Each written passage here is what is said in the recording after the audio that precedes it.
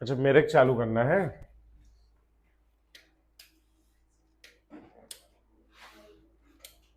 हो गया?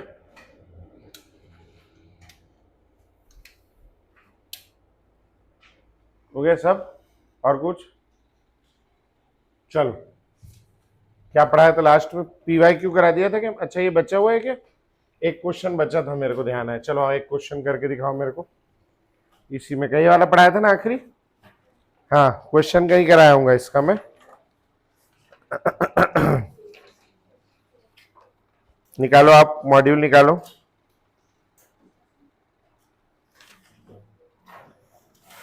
Page number 92 निकालो।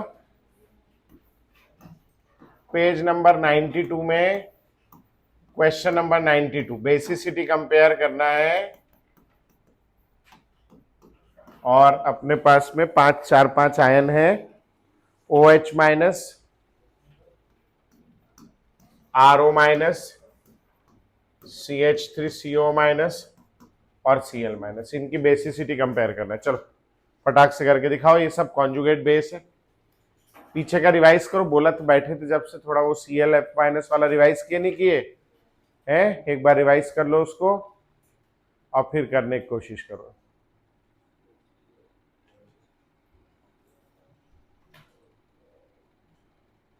पेज नंबर 92 में क्वेश्चन नंबर 92।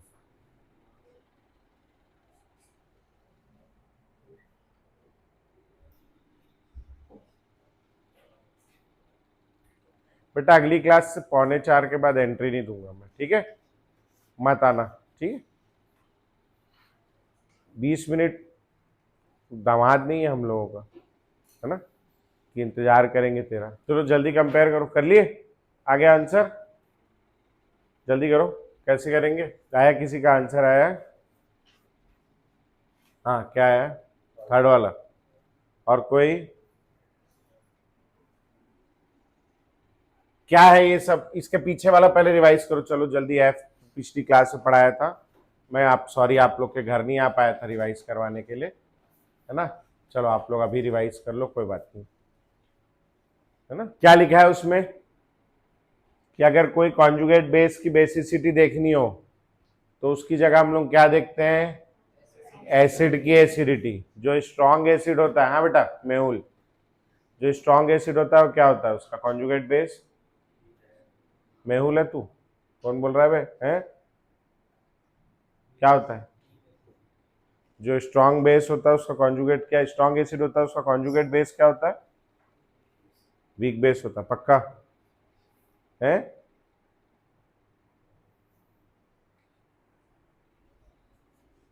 तो इन सब का एसिड बनाएंगे पहले। कैसे बनाएंगे एसिड? बेटा पढ़ लो रे। कैसे एसिड बनाएंगे? इन सब में H+ आयन जोड़ेंगे। इसमें क्या हो जाएगा? H2O। ये क्या हो जाएगा? ROH।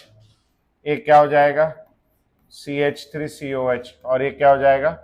HCl। इसमें से किसी को जानते हो आप? कोई एसिड हो इसमें से? कैसा एसिड होता है वो? ये स्ट्रॉन्ग एसिड है। और किसी को जानते हो? कोई और एसिडिक होता हो? ये क्या है? Acetic acid. कैसा एसिड है? ये वीक एसिड है। और किसी का पीएच जानते हो आप? किसी का पीएच का वैल्यू भी जानते हो आप लोग? हैं? वाटर। ये H2O है, इसका पीएच कितना होता है? ये कैसा होगा? न्यूट्रल। समझ में आ गया? ठीक। अब वाटर और अल्कोहल में एसिडिटी निकालना सिखाया था उस दिन में आप लोगों को। OH माइनस, H+ आयन निकाल दोगे तो क्या बन जाएगा? HO minus. यहां निकाल दोगे तो क्या बन जाएगा? इसका कौन सा इफेक्ट लगेगा? प्लस आई लगेगा। क्या करेगा? नेगेटिव चार्ज को बढ़ा देगा। तो इसके पास मोर, यहाँ ये क्या करेगा? कुछ नहीं, नेगेटिव चार्ज उतना ही रहेगा। इसके पास क्या है? मोर चार्ज। और मोर चार्ज होने के कारण ये क्या हो जाएगा बेटा? Less stable. लेस स्टेबल हो जाएगा तो ये वाला क्या हो जाएगा? Less acidic.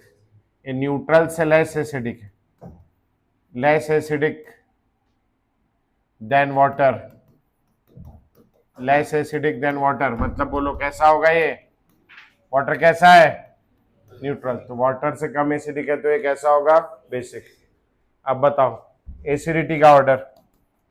एसिडिटी का ऑर्डर बताओ, सबसे अच्छा एसिड कौन सा है इन चारों में से?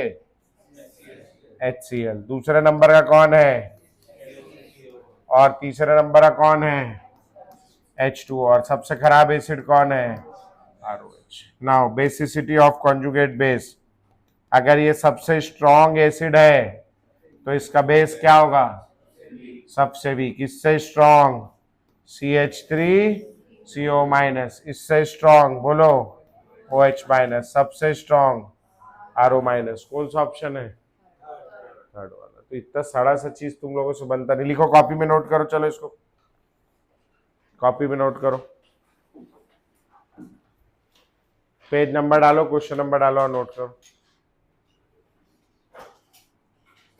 इसके PYQ करा दिया था क्या बाकी के में?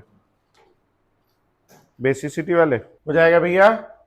चलो कोई एक आध पेज छोड़ दो और हेडिंग डालो, नया chapter optical isomerism.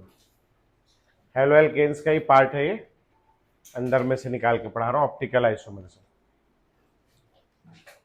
Optical isomerism क्या होता है? Isomerism same compound. अच्छा, और सेम मॉलिक्यूलर फॉर्मूला होना चाहिए। स्ट्रक्चरल फॉर्मूला डिफरेंट हो जरूरी नहीं है, क्योंकि स्ट्रक्चरल फॉर्मूला स्ट्रक्चरल आइसोमर में डिफरेंट होता है। आइसोमर कई प्रकार के होते हैं, तो सेम मॉलिक्यूलर फॉर्मूला बट उनकी प्रॉपर्टीज डिफरेंट होनी चाहिए। ठीक है, तो लिखेंगे ऑप्टिक आइसोमरिज्म, हेडिंग डालेंगे, आइसोमर पहले लिख लेंगे। Same molecular formula, same molecular formula, isomerism लिख लेंगे, आइसोमर्स ऐसा कुछ तो भी शॉर्ट में। Same molecular formula but different properties. Same molecular formula but different properties. अब आइसोमर्स जो है, आइसोमेरिज्म जो है ये दो प्रकार का है। एक होता है स्ट्रक्चरल,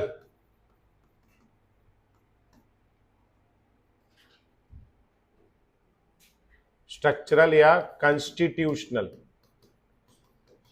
ठीक है, स्ट्रक्चर या कंस्टिट्यूशनल। स्ट्रक्चरल जो आप लोगों ने पिछले साल पढ़ा होगा, चेन आइसोमेरिज्म, जिसमें पेरेंट कार्बन चेन डिफरेंट होती।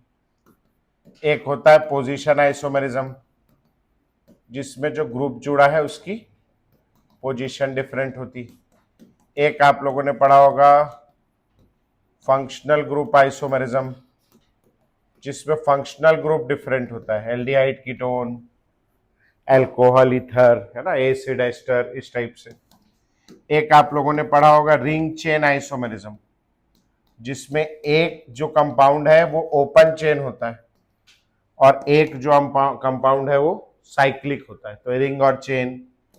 फिर एक हम लोगों ने पढ़ा था मेटामेरिज्म। मेटामेरिज्म होता है जब पॉलीवैलेंट फंक्शनल ग्रुप हो, उस केस में देखने को मिलता है। और एक होता है टॉटोमेरिज्म।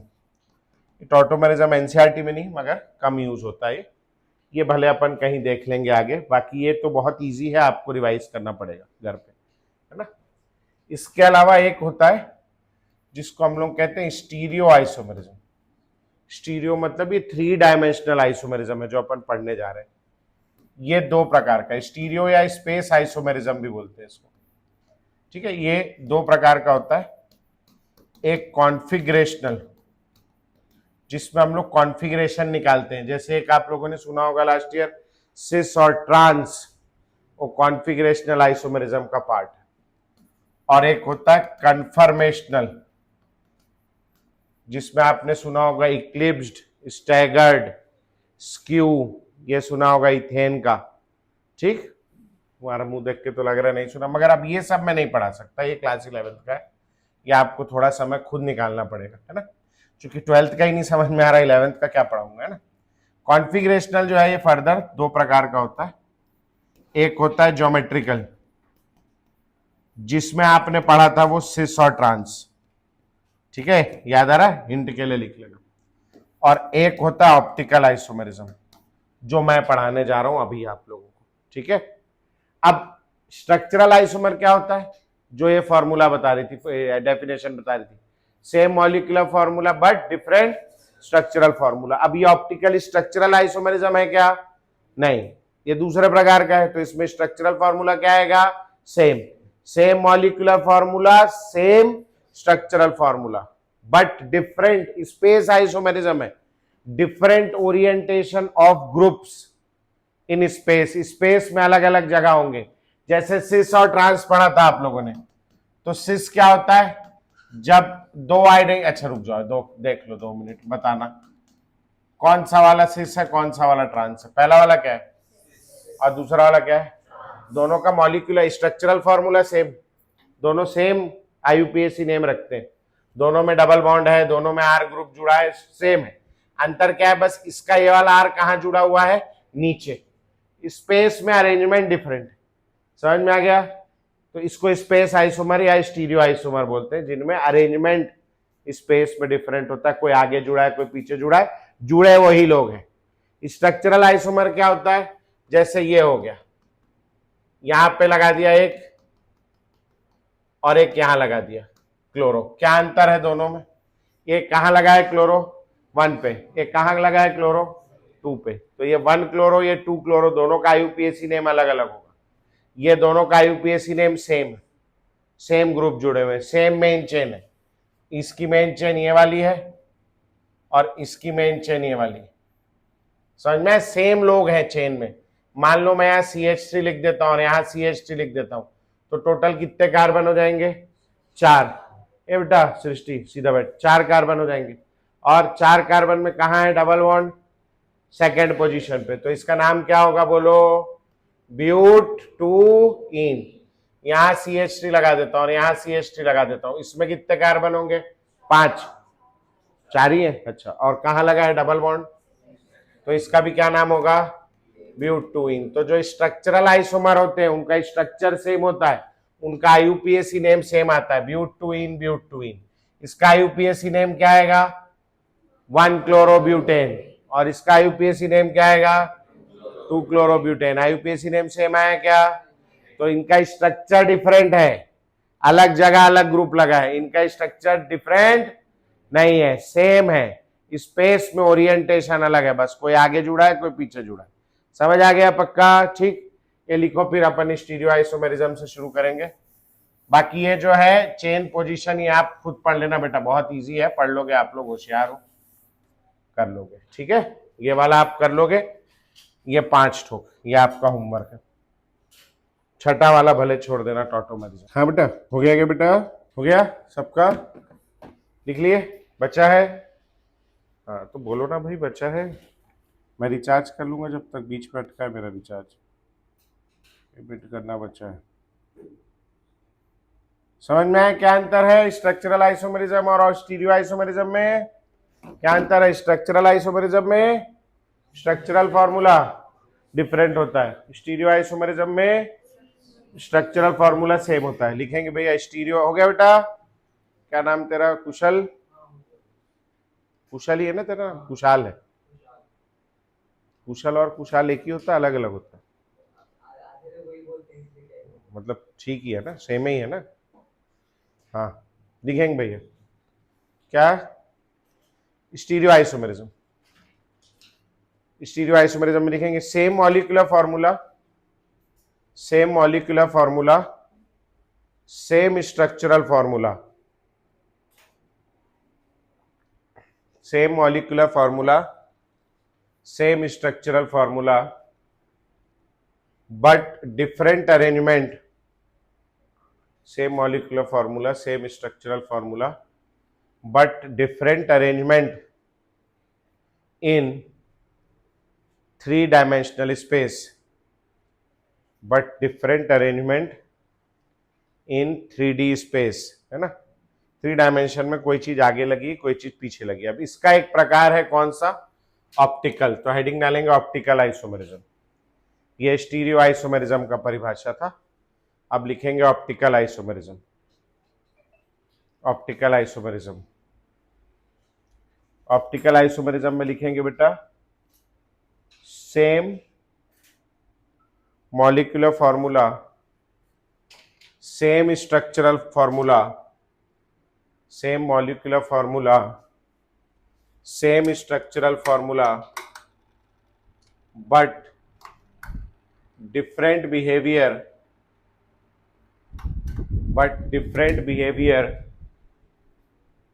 towards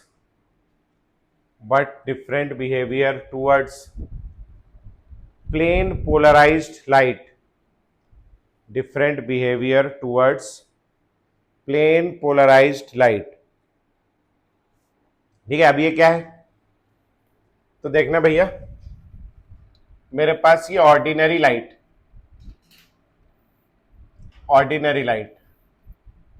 ऑर्डिनरी लाइट की क्या खास बात है कि ये हर पॉसिबल प्लेन में वाइब्रेट करती है. This is ordinary light, it vibrates in all possible planes, सभी प्लेन में वाइब्रेट करती है. एक इंस्ट्रूमेंट होता है जिसको हम लोग कहते हैं निकोल प्रिज्म. क्या कहते हैं? निकोल प्रिज्म या पोलराइजर. इससे निकलने के बाद जो लाइट है वो किसी एक पर्टिकुलर प्लेन में वाइब्रेट होती है. वो क्या करता है, ये बाकी की जो वाइब्रेशंस हैं, ये वाली इन वाइब्रेशंस को डिलीट कर देता है, हटा देता है. तो यहां से निकलने वाली जो लाइट है इसको कहते हैं अपन plane polarised light, PPL, plane polarised light. यहां तक आगे समझ में? अब ये जो प्लेन पोलराइज्ड लाइट है ये सीधी है, ये किसी प्लेन में मतलब कहीं झुकी हुई नहीं. इस प्लेन पोलराइज्ड लाइट को हम लोग क्या करते हैं, एक कंटेनर लिया कोई सा, है ना, वेसल, इसमें हमने बना लिया सैंपल ऑफ ऑर्गेनिक कंपाउंड. या तो उस ऑर्गेनिक कंपाउंड का एक्वस सॉल्यूशन बना लिया, जैसे मान लो मेरे को ग्लूकोज के बारे में पढ़ना है, तो मैंने ग्लूकोज डाल के उसका सॉल्यूशन बना लिया. ऑर्गेनिक कंपाउंड है, फ्रक्टोज का सॉल्यूशन, किसी का भी एक सॉल्यूशन बना लिया. समझ में आया? उसमें से लाइट पास करी. लाइट पास करने के बाद में तीन नतीजे संभव है. क्या नतीजे संभव है? जो लाइट पहले सीधी जा रही थी वो लाइट जो है इस दिशा में झुक जाए, इस दिशा में. कौन सी दिशा है ये?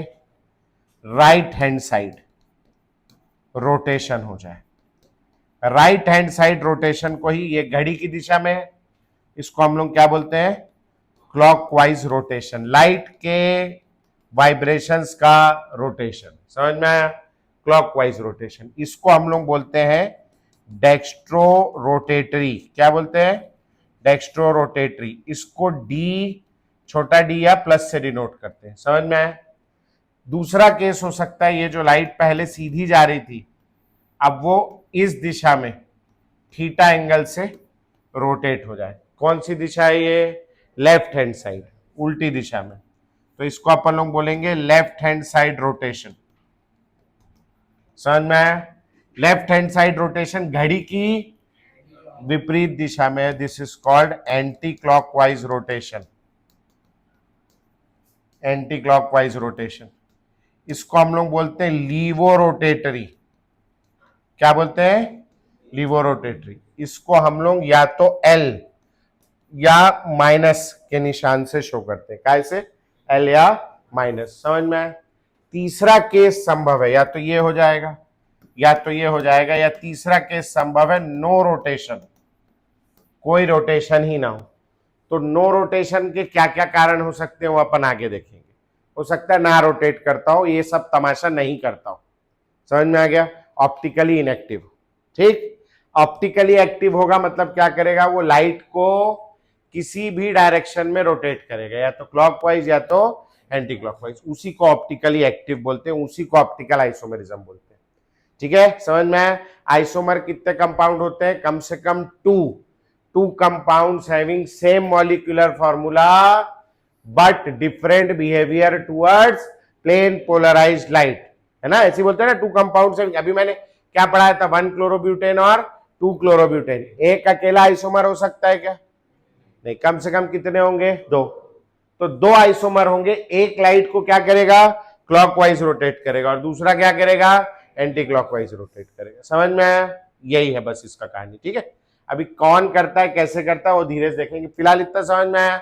ऑर्डिनरी लाइट क्या होती है, प्लेन पोलराइज लाइट क्या होती है, डेक्स्ट्रो रोटेटरी क्या होता है, जो किस डायरेक्शन में घूमता है, क्लॉकवाइज डायरेक्शन में, और लीवो रोटेटरी क्या होता है, एंटी क्लॉकवाइज। इतनी बात याद रखनी हो जाएगी। चलो नोट करो, फिर आगे बढ़ेंगे। हो गया क्या बेटा? हाँ जी, हो गया।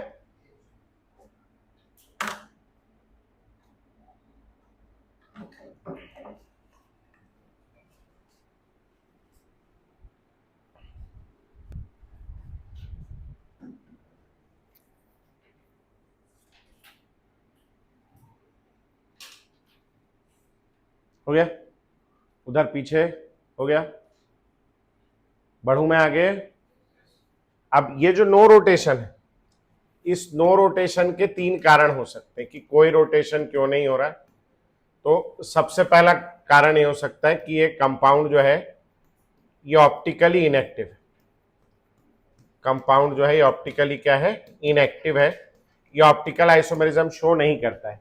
जैसे CH4 है मीथेन, इसका कोई आइसोमर नहीं बन सकता। क्या करोगे इसमें चेंज? कुछ कर ही नहीं सकते। अब मान लो मेरे पास C4H10 है, तो इसके मैं दो आइसोमर बना सकता हूं, N ब्यूटेन और एक ये आइसोब्यूटेन। कुछ हो तो मैं डिफरेंट स्ट्रक्चर लाऊं ना, एक कार्बन में मैं कुछ तो नहीं कर सकता। तो वैसे ही ये कंपाउंड जो है ये ऑप्टिकल आइसोमेरिज्म शो नहीं करता है। समझ में आ गया? ठीक। दूसरा केस इसमें क्या हो सकता है कि जो है ये कंपाउंड रेसिमिक मिक्सचर, क्या हो, रेसिमिक मिक्सचर। रेसिमिक मिक्सचर क्या होता है? रेसिमिक मिक्सचर होता है mixture containing equal amount of D and L isomer. D और एल आइसोमर, ये डी आइसोमर किस तरफ घुमाएगा, क्लॉकवाइज।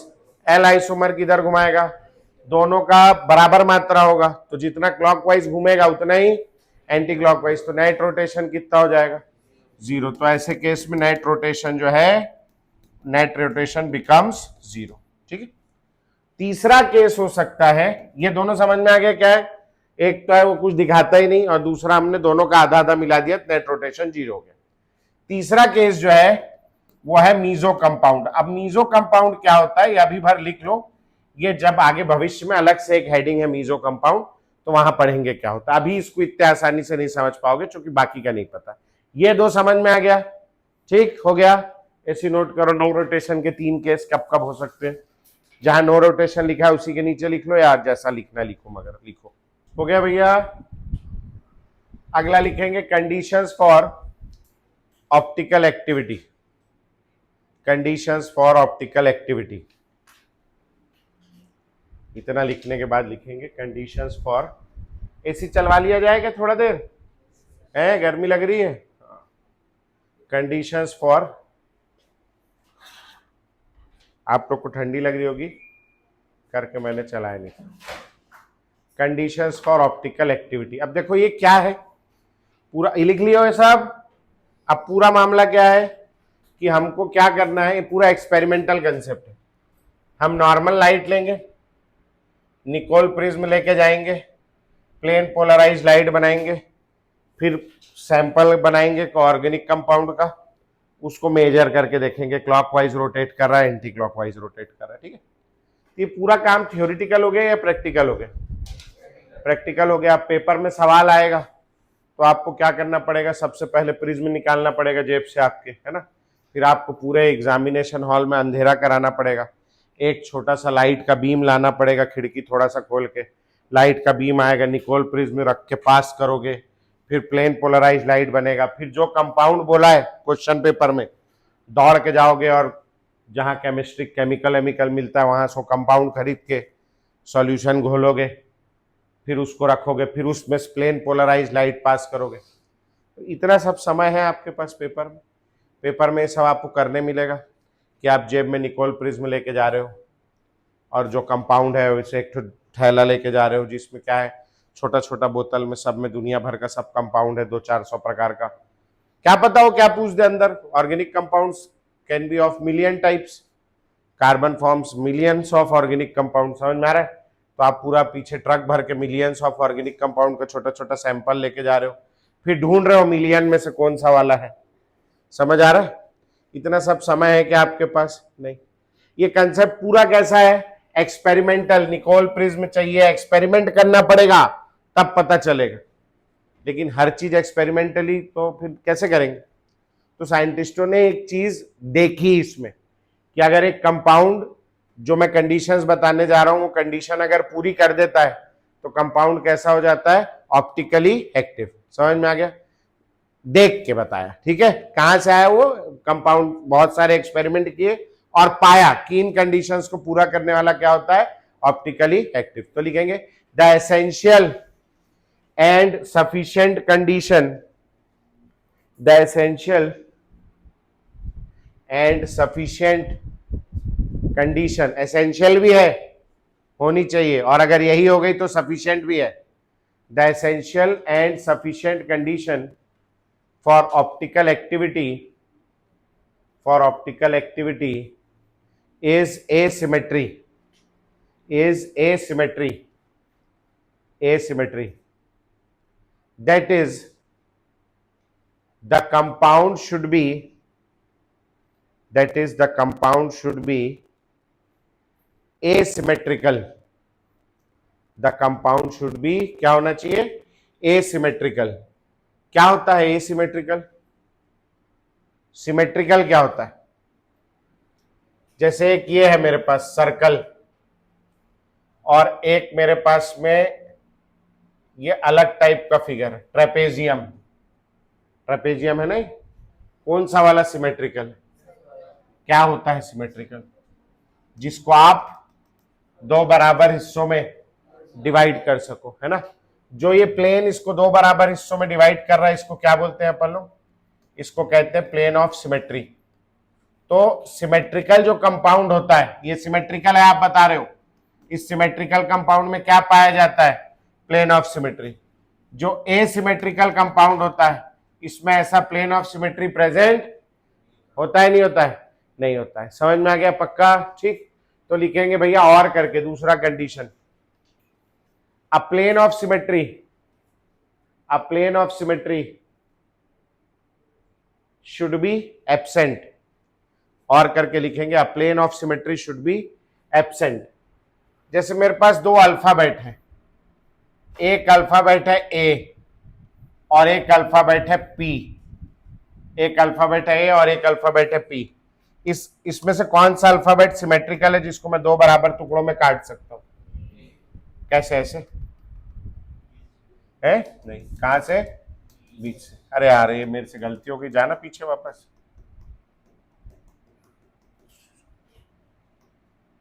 यहां बीच से ऐसा काट सकते हो। तो ये जो बीच में है ये क्या है? प्लेन ऑफ सिमेट्री प्रेजेंट है। अच्छा, इसमें प्लेन ऑफ सिमेट्री है क्या ये वाला? नहीं। और ये वाला प्लेन ऑफ सिमेट्री है क्या? नहीं। तो इसमें क्या है? प्लेन पीओएस का मतलब क्या है भैया? प्लेन ऑफ सिमेट्री नहीं है ना। यहां प्लेन ऑफ सिमेट्री क्या है? एब्सेंट। कौन सा कंपाउंड सिमेट्रिकल है? पहला वाला कैसा है? सिमेट्रिकल। और दूसरा वाला कैसा है भैया? एसिमेट्रिकल। अब क्या कंडीशन बोला है? बोलो क्या होना चाहिए? सिमेट्रिकल या एसिमेट्रिकल? और एसिमेट्रिकल है तो ये कैसा होगा? बोलो ऑप्टिकली एक्टिव। मतलब ये ऑप्टिकल आइसोमेरिज्म शो करेगा। मतलब इसके दो भाई होंगे, एक भाई लाइट को क्लॉकवाइज रोटेट करेगा, दूसरा भाई एंटी क्लॉकवाइज। समझ में आ गया? पक्का। और ये ऑप्टिकल एक्टिविटी शो नहीं करेगा। एक कैसा होगा? Optically inactive. ये अकेला भाई होगा जो लाइट को रोटेट नहीं करेगा। समझ में आ गया? पक्का? बन जाएगा। तो ऐसी चित्र बनाओ फटाक से प्लेन ऑफ सिमेट्री वाला।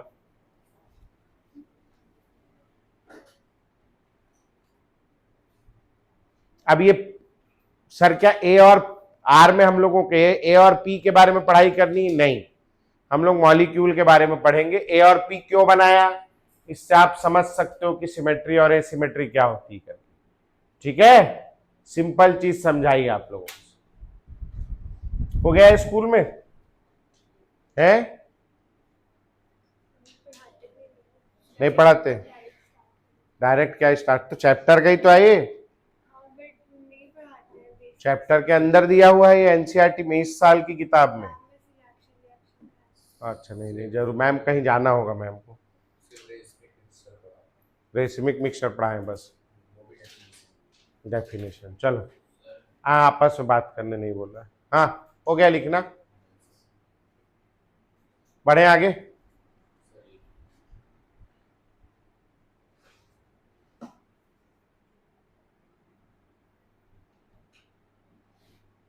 हो गया भाई, जल्दी लिखना यार।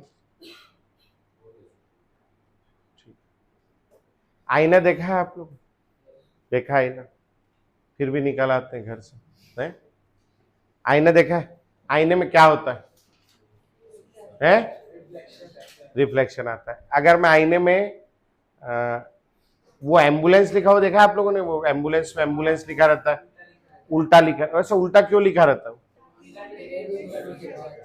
मिरर में आपके दिखेगा जब, तो कैसा दिखेगा? सीधा। वो मिरर इमेज में लिखा रहता है।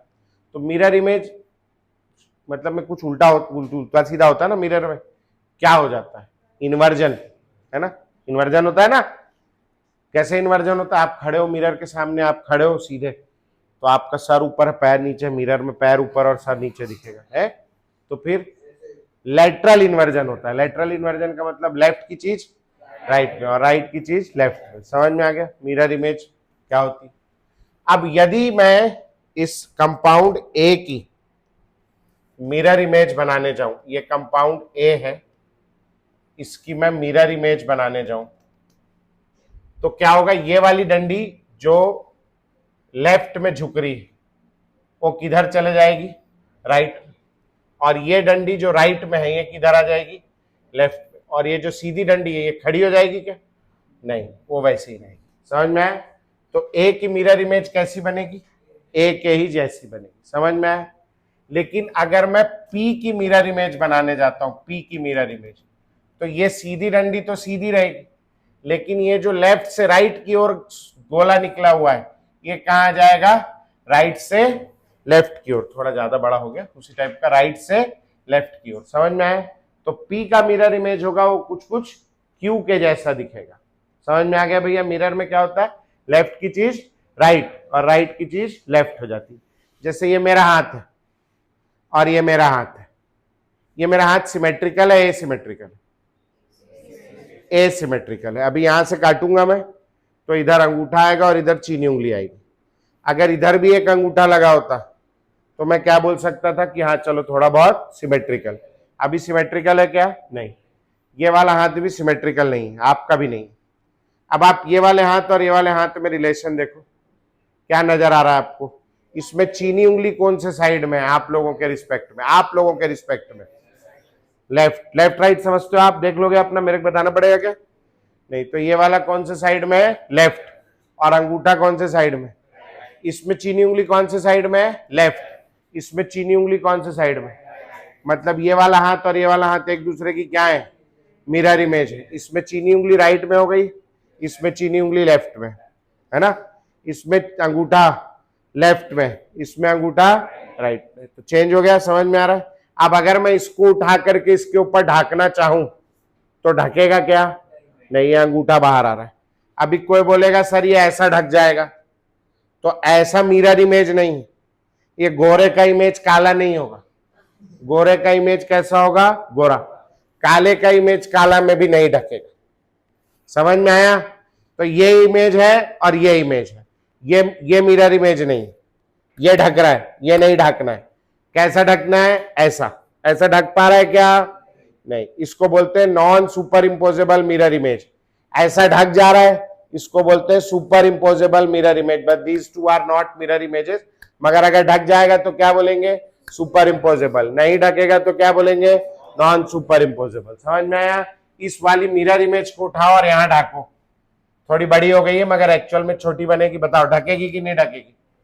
ढक जाएगी। इस इमेज को उठाओ यहां ढाको, ढकेगी नहीं ढकेगी? नहीं ढकेगी। तो ये जो मिरर इमेज है दिस इज सुपर इम्पोजेबल क्या? Mirror image. ऐसी मिरर इमेज है जिसको मैं ढाक सकता हूं। ये जो मिरर इमेज है मैं इसको ढाकूंगा तो ढकेगा क्या? नहीं ढकेगा। अगर मैं डंडी ढाकने जाऊंगा तो एक का गोला इधर निकल जाएगा, एक का गोला उधर निकल जाएगा, ढकेगा क्या? तो this is non superimposable mirror image. समझ में आ गया भैया? अब क्या है, इसके पास प्लेन ऑफ सिमेट्री है कि नहीं है? प्लेन ऑफ सिमेट्री है। हम ये पहले स्टैब्लिश कर चुके हैं कि इसके पास प्लेन ऑफ सिमेट्री है, ये कंपाउंड सिमेट्रिकल है। और क्या कंडीशन है ऑप्टिकल एक्टिविटी की? सिमेट्री है एसिमेट्री? ये सिमेट्रिकल है तो ये कैसा होगा? ऑप्टिकली एक्टिव या ऑप्टिकली इनएक्टिव? ऑप्टिकली इनएक्टिव हम ये पहले स्टैब्लिश कर चुके हैं। और यहां पर प्लेन ऑफ सिमेट्री है कि नहीं है? तो यहां प्लेन ऑफ सिमेट्री एब्सेंट है, और प्लेन ऑफ सिमेट्री एब्सेंट है तो ये कैसा है? एसिमेट्रिकल। एसिमेट्रिकल है तो कैसा है? Optically active. यहां से हम एक बात और बोल सकते हैं कि अगर कंपाउंड को ऑप्टिकली एक्टिव होना है तो उसकी मिरर इमेज को कैसा होना चाहिए? सुपर इम्पोजेबल या non super imposable? Non super imposable. और अगर ऑप्टिकली इनएक्टिव होना है तो उसकी मिरर इमेज कैसे होनी चाहिए? Super imposable. समझ में आया? तो और करके अगला कंडीशन लिखेंगे, mirror image of the compound. और करके अगला लिखेंगे, mirror image of the compound, mirror image of the compound should be, mirror image of the compound should be non superimposable, should be non superimposable on the compound.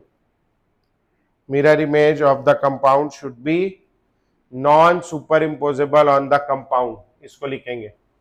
Okay बेटा, लिख लिए? चलो अगला लिखेंगे और करके। अगला, the compound should be chiral, the compound should be chiral, CHIRAL। इसको कई लोग चीरल बोलते हैं, है ना, कई लोग कीरल बोलते हैं। मेरे को कायरल अच्छा लग रहा है तो मैं कायरल बोलूंगा। आप इसका सही उच्चारण जो भी हो मेरे को उससे मतलब नहीं, मेरा उच्चारण कायरल है। ठीक है जी? तो कंपाउंड शुड बी कायरल। और करके अगली कंडीशन। अब कायरल क्या होता है तो ये समझने के लिए हेडिंग डालेंगे आप। अगला point, chiral centre. Chiral centre, chiral centre, chiral centre में डैश करके लिखेंगे, अ tetrahedral, a tetrahedral atom, a tetrahedral atom which is attached, a tetrahedral atom which is attached to, a tetrahedral atom which is attached to four different, which is attached to four different atoms or groups. A tetrahedral center which is attached to four different atoms or groups. ठीक है? अगला heading डालेंगे, chiral carbon, chiral carbon, chiral carbon.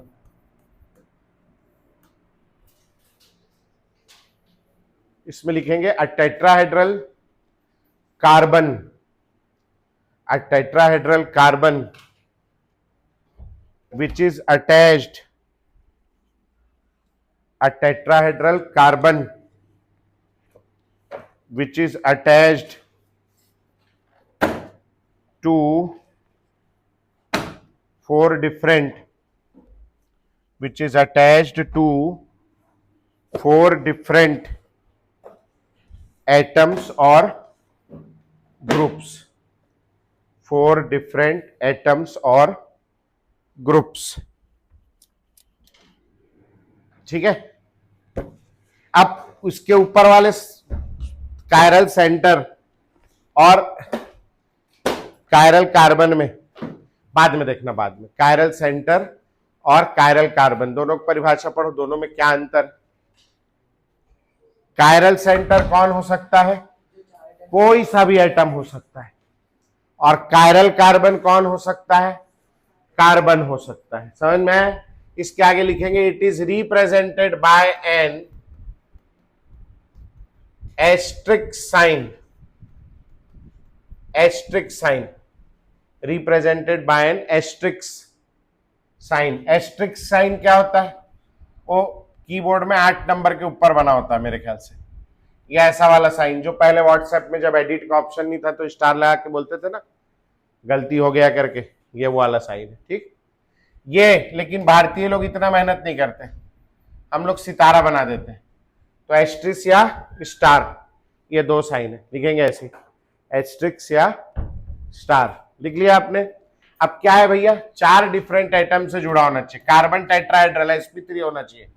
एक मैंने CH3 से जोड़ दिया, एक H से जोड़ दिया, एक OH से जोड़ दिया, एक C2H5 से जोड़ दिया। 4 डिफरेंट एटम या ग्रुप से जुड़ा होना चाहिए।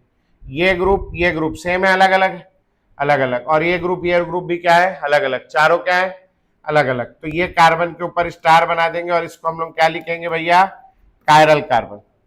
अब एक ऐसा कार्बन है जो यहां एक CH3 से जुड़ा है, यहां भी एक CH3 से जुड़ा है, यहां एक H से जुड़ा और यहां एक OH से जुड़ा है। तो ये दोनों ग्रुप कैसे हो गए भैया, सेम। अपने को चारों ग्रुप कैसे चाहिए, अलग अलग। तो ये कार्बन जो है ये कहलाता है ए कायरल। कैसा कहलाता है, ए कायरल, कायरल नहीं है। ठीक, समझ में आ गया। जैसे मेरे पास में ये हो गया, चलो नोट करो, बताओ कायरल है कि नहीं है, नोट करो फटाक से।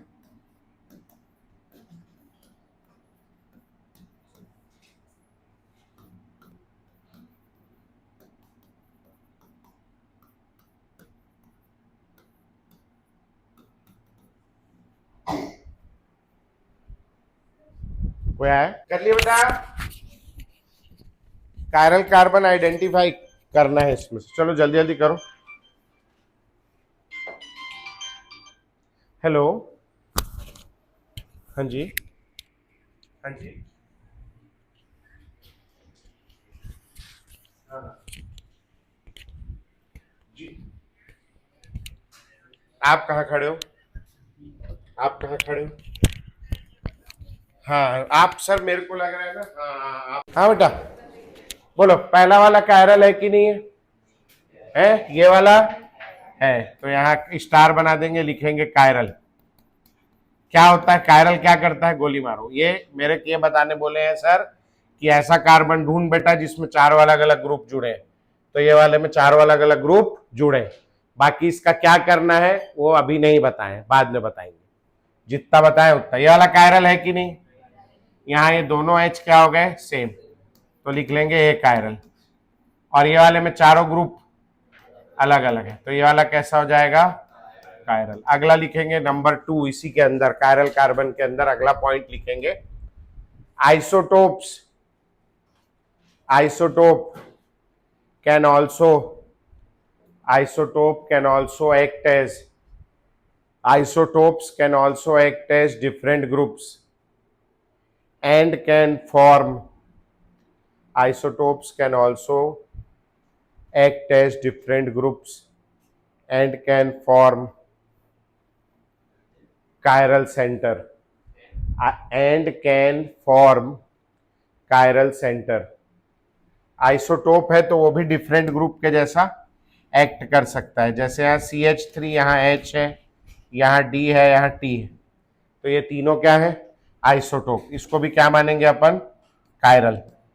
समझ में आया, लिखने की जरूरत नहीं, स्टार बना दिए तो भी कायरल हो जाएगा। समझ में आया पक्का, ऐसा लिखो भैया फटाक से।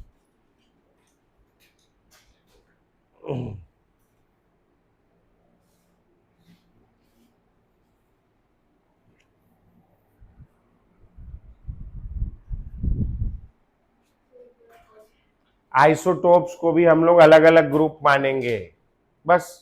तो चारों ग्रुप अलग अलग हो गए तो ये क्या हो जाएगा, कायरल। ठीक हो गया, लिख लिए सब। अगला लिखेंगे भैया, in case of cyclic compounds, हाँ थर्ड पॉइंट इसके बाद वाला, in case of cyclic compounds a chiral carbon, a chiral carbon is identified, a chiral carbon is identified by symmetric division, a chiral carbon is identified by symmetric division of the molecule. A chiral carbon is identified by symmetric division of the molecule. Symmetric division of the molecule. देखेंगे इधर, ये cyclic compound है। इस carbon के कितने हाथ नजर आ रहे हैं आपको अभी? कितने होते हैं? तो चौथे में क्या लगा है? हाइड्रोजन। इधर H लगा है, यहाँ Cl, ये दोनों सेम है, अलग अलग है। अब ये वाले दो ग्रुप और जुड़े हैं, इससे 4 ग्रुप कौन से? के और के। अब ये दोनों अलग अलग हैं, आइडेंटिफाई करने के लिए हम लोग इस कंपाउंड का सिमेट्रिक डिवीजन करेंगे।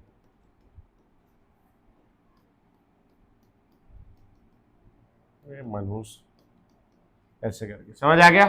अब ये वाला ग्रुप और ये वाला ग्रुप सेम नजर आ रहा है, अलग अलग नजर आ रहा है? क्यों अलग अलग है?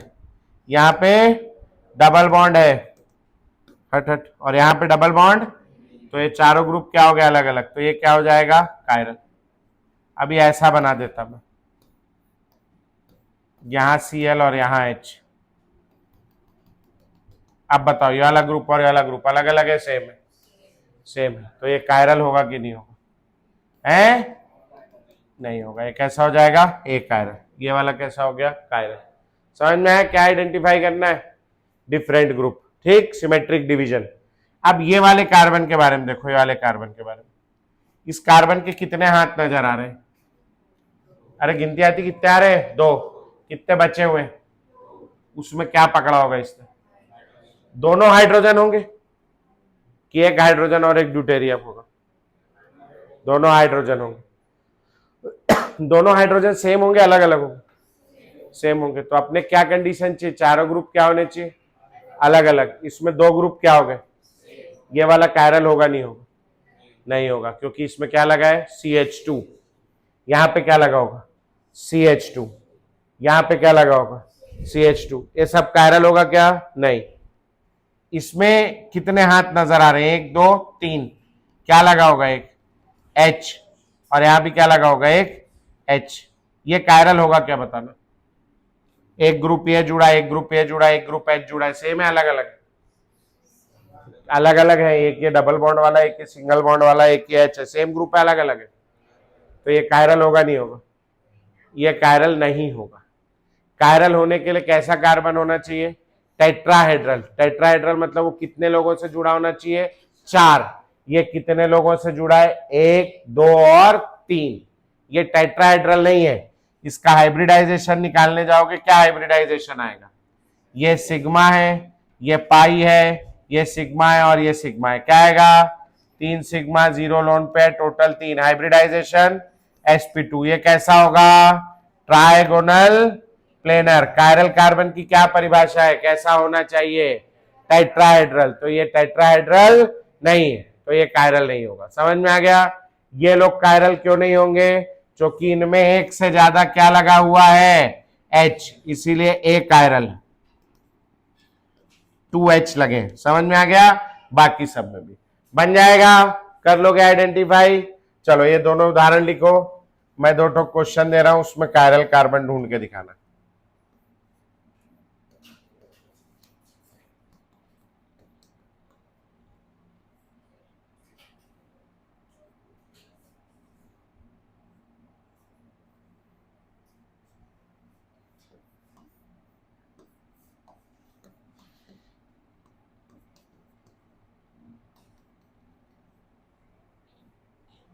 ये दोनों जगह CH3 लगा है ना? क्या आवाज है यार? कुत्ता उत्ता लेके आया क्या कोई? है कहे आवाज आ रही बीच में, कुछ कुछ है? क्या आवाज? हो गया बेटा सबका लिखना? किसी का बचा है? नहीं, बताओ। अच्छा, कौन कौन सा कायरल है इसमें? पहला वाला छोटा हो ना यार, ये थोड़ा इधर आ जाओ। हाँ जी, बताओ। पहले वाले में ये ग्रुप क्या है? CH3। ये क्या है? CH2 CH3 है, अलग अलग है। और ये दोनों ग्रुप सेम है या डिफरेंट है? डिफरेंट है। तो ये वाला कार्बन कैसा है? कायरल। अच्छा, ये वाला कायरल होगा क्या? है? नहीं, क्यों नहीं होगा? 3 3 H सेम है, यहाँ पे 2 H सेम है, यहाँ पे 3 H सेम है, यहाँ कितने H लगे होंगे? 2, यहाँ पे 2।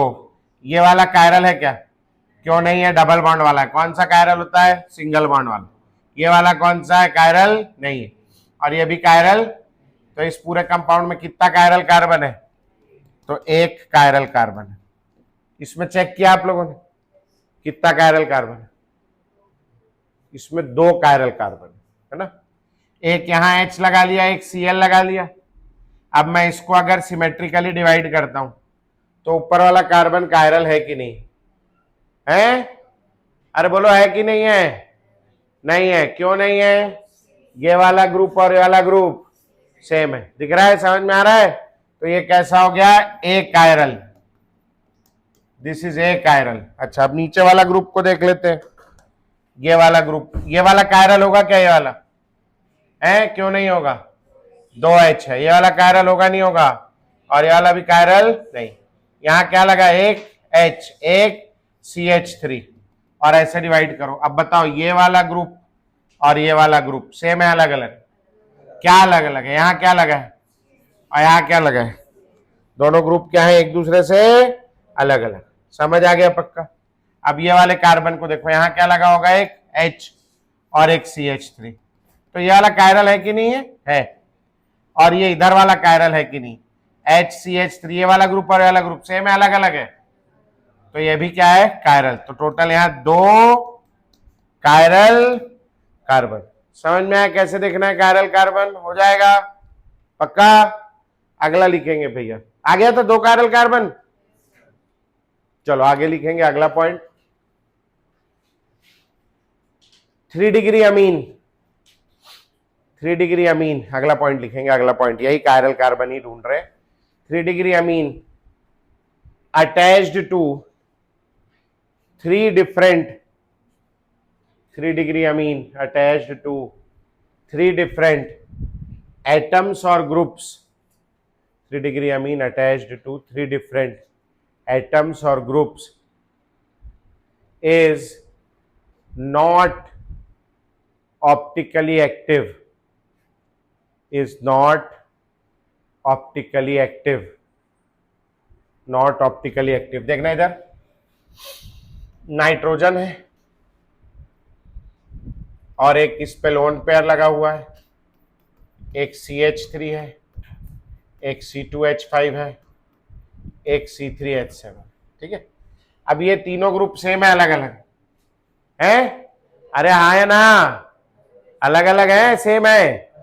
इतना तो पहचान सकते हो यार, सपोर्ट करो कैसे करो। और ये क्या लोन पेयर सेम है अलग है? अलग। तो ये तीनों ग्रुप और लोन पेयर 4 क्या हो गए? अलग अलग ग्रुप। और चारों अलग अलग हो गए। ये टेट्राहेड्रल भी, इसका हाइब्रिडाइजेशन क्या हो जाएगा? बोलो, 3 सिग्मा और एक लोन पेयर, टोटल 4 sp3 कैसा होगा? और अगर टेट्राहेड्रल है और चारों अलग अलग चीजें जुड़ी तो इसको कैसा होना चाहिए? Optically active. लेकिन ये ऑप्टिकली एक्टिव नहीं होता। अब क्यों नहीं होता? तो इसमें एक तो फिनोमिना होता है जिसको कहते हैं rapid pyramidal inversion. Rapid pyramidal inversion या कह लो रैपिड अम्ब्रेला इन्वर्जन। अम्ब्रेला देखा है आप लोगों ने? अरे हाँ है ना? देखा है तो हाँ बताओ। मेरे क्या पता क्या देखा है नहीं देखा है आप लोगों ने? मेरे क्या पता। तो अम्ब्रेला देखा है आपने? भयंकर तेज हवा चलती तो क्या होता है? अम्ब्रेला पलट जाता है। उसको क्या कहते हैं? Umbrella inversion. तो यहां पर भी बहुत तेज हवा तो नहीं चलेगी मगर अम्ब्रेला उल्टा हो जाएगा। अम्ब्रेला उल्टा हो जाएगा तो लोन पेयर कहां चला जाएगा? ऊपर। और ये C3H7 कहां जाएगा? नीचे। और यहां क्या आ जाएगा? CH3। और यहां क्या आ जाएगा? C2H5। ये रैपिड अम्ब्रेला इन्वर्जन है जो रूम टेम्परेचर पे होगा अपने आप ऐसा ऐसा। अब ये वाला अगर लाइट को क्लॉकवाइज रोटेट करेगा तो ये वाला एंटी क्लॉकवाइज रोटेट करेगा। इसने क्लॉकवाइज रोटेट किया और कन्वर्ट हो गया इसमें। इसने एंटी क्लॉकवाइज रोटेट किया, कन्वर्ट हो गया इसने वापस क्लॉकवाइज, इसने वापस एंटी क्लॉकवाइज। क्या होगा? हासिल आई 0। जितना इधर गया उतना इधर आ गया। समझ में आया? तो नेट रोटेशन कितना हो जाएगा? बस आ गया। समझ में आया भैया पक्का? ठीक। समझ में आया नहीं आया कि छतरी ला के दिखाना पड़ेगा? समझ जाओगे ना? ठीक। नोट करो, देखे हो ना? हाँ नहीं, एक वीडियो में देखा मैंने, एक टीचर छतरी दिखला क्लास में दिखा रहे थे बच्चे लोग कुछ, तो उतना तो मेरे को लगता है इतना भी गधा बच्चा है, थोड़ा गधे हो तुम लोग, लेकिन छतरी वतरी तो देखे होगे। ऑनलाइन वाले तुम लोगों को भयंकर गधा मान रहे हैं, इसलिए छतरी लाख दिखा रहे हैं।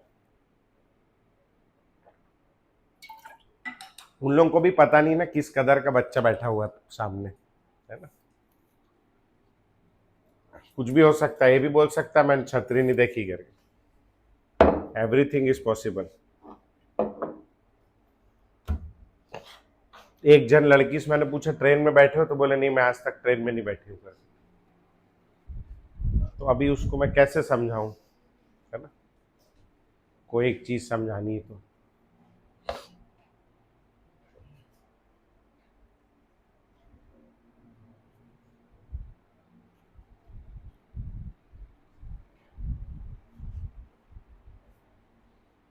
हाँ, हाथ उठाया तो मैं पूछा। अच्छा, ऐसे हाथ उठाया धीरे से तो मैं पूछा कुछ हुआ क्या करे? हो गया भैया, लिखेंगे अगला पॉइंट। सिमिलरली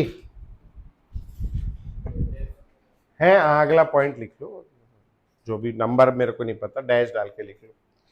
कायरल कार्बन ही चल रहा है अभी, है ना? एक पॉइंट और बचा है इसमें, इसके बाद जो अभी लिखने वाले।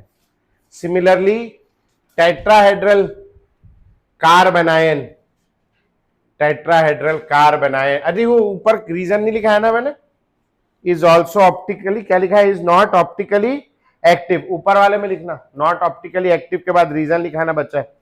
ड्यू टू रैपिड पिरामिडल और umbrella inversion, due to rapid pyramidal और umbrella inversion, net rotation becomes zero. Due to rapid pyramidal और umbrella inversion, net rotation becomes zero. ठीक है, अगला लिखेंगे similarly tetrahedral carbanion attached to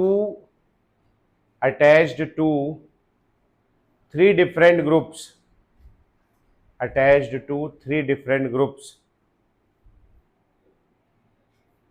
is not optically active,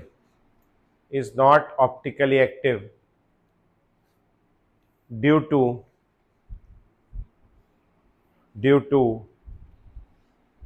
rapid pyramidal और umbrella, due to rapid pyramidal और umbrella inversion, due to rapid pyramidal और umbrella inversion.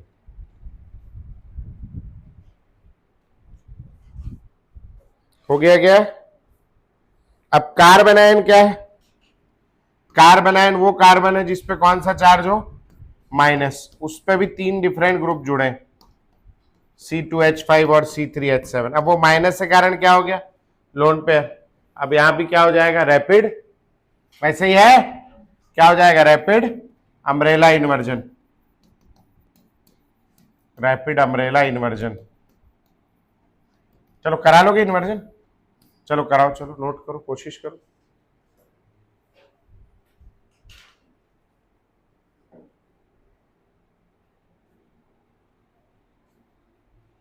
अब आपके जो दोस्त यार हैं, जो लोग नहीं आए हैं आज क्लास में, मैं अभी मैडम को बोला हूं कि वीडियो ये वाला अभी डाल देगी ग्रुप में शाम रात तक के।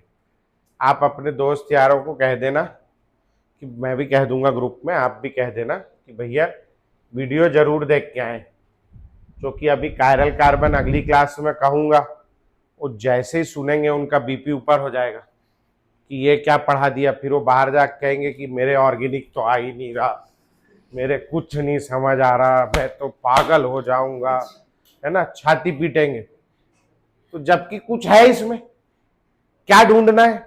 एक कार्बन जिसका चार अलग अलग ग्रुप जुड़ा हो, है ना? तो ये कोई बहुत बड़ी चीज नहीं, 5वीं क्लास का बच्चा भी ढूंढ लेगा। उसको बोलेंगे तो 4 अलग अलग ग्रुप वाला ढूंढ बेटा, ढूंढ लेगा।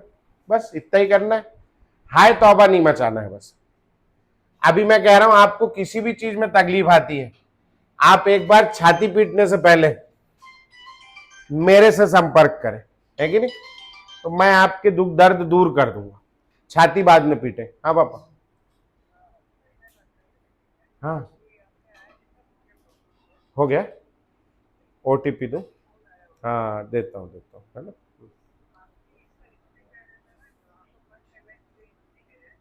हाँ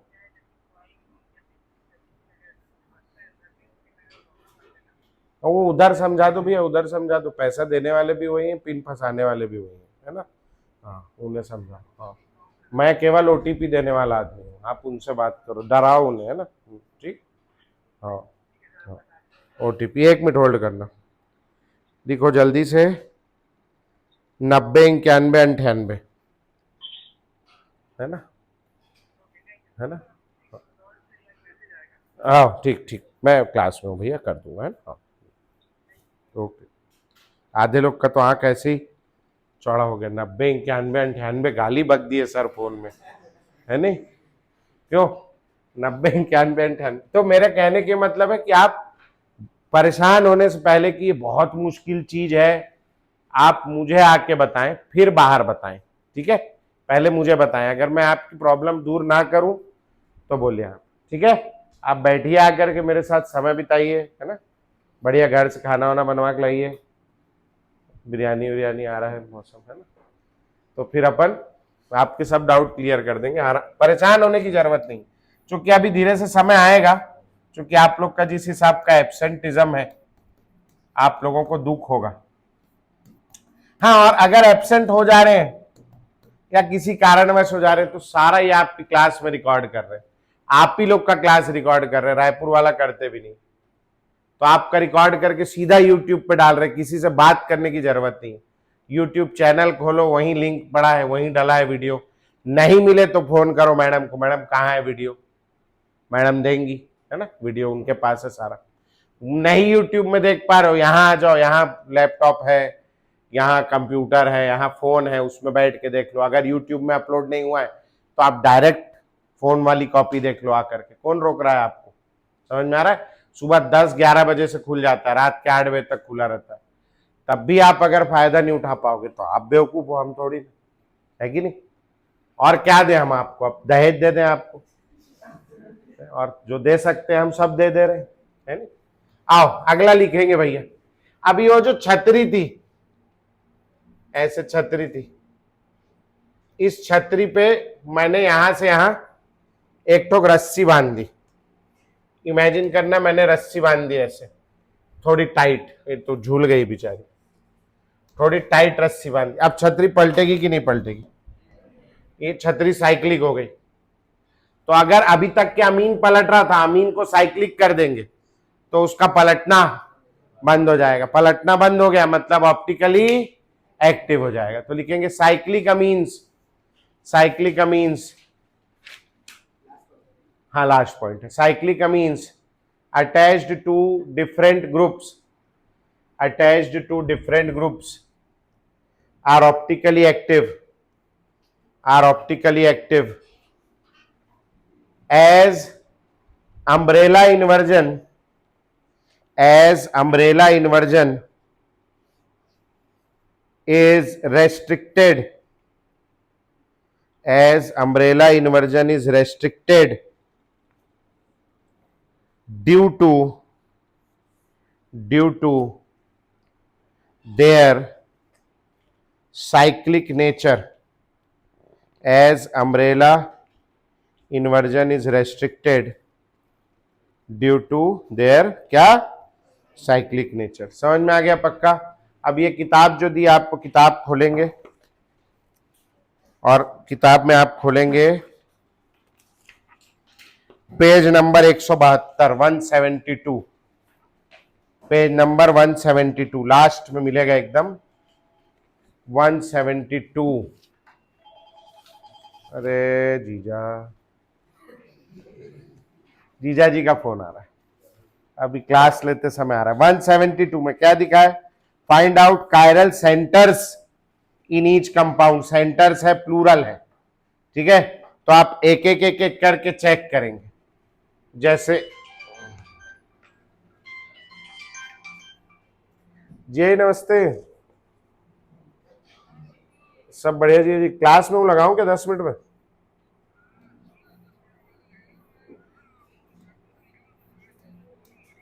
हाँ हाँ, अच्छा अच्छा। हाँ आओ ना, आओ ना, आओ, अरे आओ ना, आओ ना, फिर करते हैं। हाँ हाँ ओके, क्लास में जीजा जी है, आ रहा हूँ। आओ भैया। ये क्या चीज है? ए CH3 कायरल होगा क्या? नहीं। ए क्या है? CH3। ए क्या है? CH2। ए क्या है? CH2। ए क्या है? CH3। ए क्या है? CH2 CH2 CH2। इतना सब कायरल नहीं। ये वाले में ये ग्रुप और ये ग्रुप सेम है, अलग अलग है, लेकिन ये दोनों ग्रुप कैसा है? तो इसमें कोई भी कायरल दिख रहा है तो आपको इसके नीचे लिखना है एक कायरल। समझ में आया? अब दूसरे वाले में जितने कायरल कार्बन है, दूसरा तीसरा, एक एक एक एक को चेक करना है। कर लोगे? पक्का? देखो आज नया चैप्टर चालू है, नई शुरुआत है। कम से कम आज से कोशिश करो, जो होमवर्क दिया जा रहा है वो कर लो, ठीक है? तो आगे दिक्कत नहीं आएगी। ठीक, चलो भैया छुट्टी आज के। अगली क्लास में कोशिश करेंगे 3:45 तक आ जाएं बेटा, लेट नहीं करें, है ना? आप लोगों को ही नुकसान होगा आगे भविष्य में। 15